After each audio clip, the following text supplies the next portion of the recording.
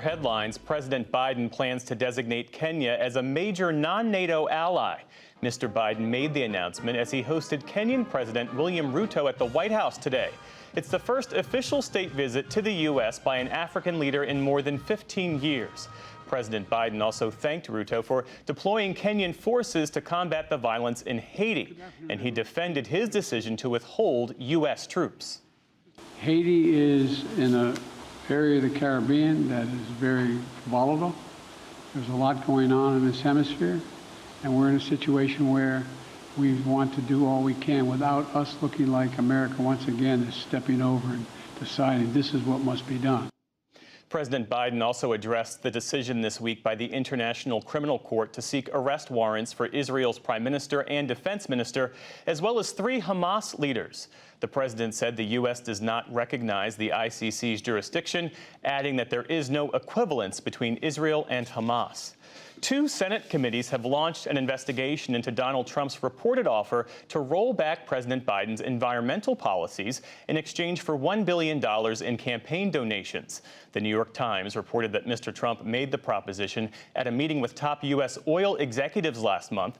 In a statement, the chairman of the committees, both Democrats, wrote, quote, "Time and time again, both Mr. Trump and the U.S. oil and gas industry have proved they are willing to sell out Americans to pad their own pockets." The House Oversight Committee is also seeking information related to the April 11th fundraiser. Louisiana lawmakers passed a bill today that would reclassify 2 abortion-inducing medications as controlled and dangerous substances. The measure would impose fines and even jail time for those in possession of the drugs without a prescription.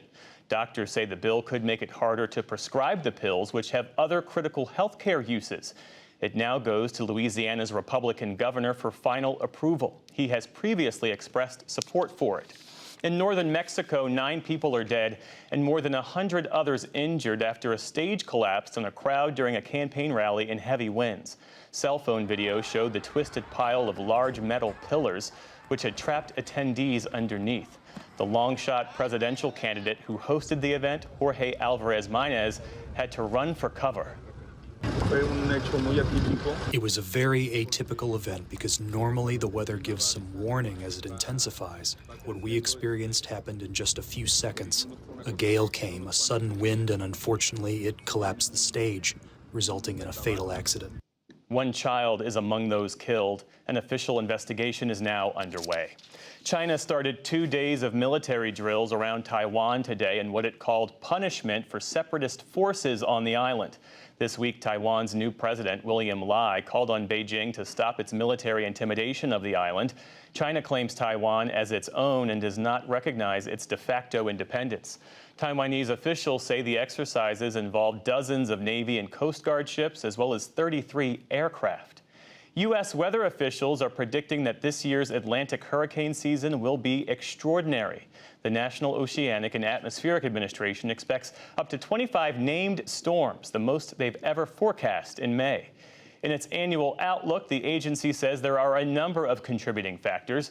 They include record-high water surface temperatures that act as fuel for storms. Experts also expect a La Niña weather pattern this year, which reduces high-altitude winds that can break up hurricanes. On Wall Street today, stocks slumped amid concerns that interest rates will stay high for even longer than expected. The Dow Jones Industrial Average dropped 623 points to close at 39,047. That's the biggest drop of the Dow so far this year. The Nasdaq lost 77 points. The S&P 500 shed nearly 42 points. And the Women's National Basketball Association is going international. The league announced today that it will expand to Toronto, its first franchise outside of the U.S. The WNBA's commissioner said of the announcement, "The world is finally taking notice of something that's been there all along, the immense talent, passion, and competition in women's sports." The expansion team, which has not yet been named, is set to begin playing in 2026. Still to come on the NewsHour, Congress grills more university leaders over their handling of campus protests against the war in Gaza.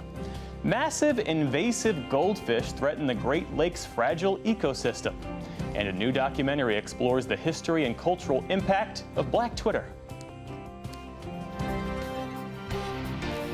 This is the PBS NewsHour. from WETA Studios in Washington and in the West from the Walter Cronkite School of Journalism at Arizona State University.